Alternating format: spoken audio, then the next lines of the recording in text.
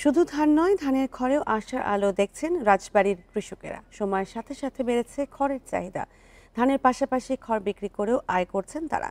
কৃষি বিভাগের হিসাবে জেলায় যে পরিমাণ ধান চাষ হয় তা থেকে প্রতি বছর 260 থেকে 300 কোটি টাকার খড় পাওয়া যায়।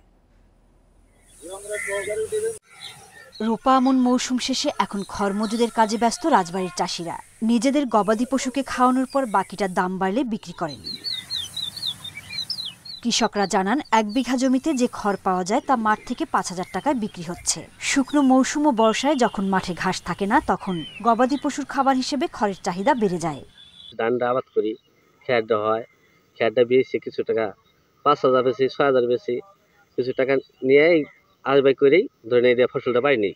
আমরা খরচটা আওয়া যায় 1 বিঘায় 5,000 7,000 ফেলি, 2 বিঘায় ধরেন 12,000 14,000।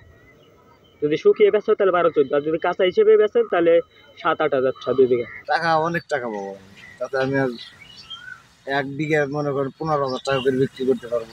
কৃষি বিভাগের হিসেবে রোপা আমন, বোরো, আউশ মৌসুমে জেলায় 69,122 হেক্টর জমিতে ধান চাষ হয়। এতে ধানের সঙ্গে 260 থেকে 300 কোটি টাকার খড় পাওয়া যায়।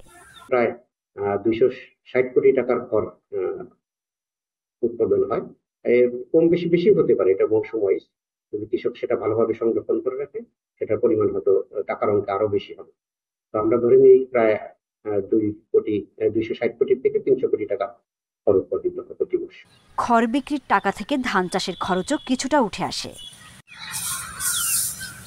Independent news.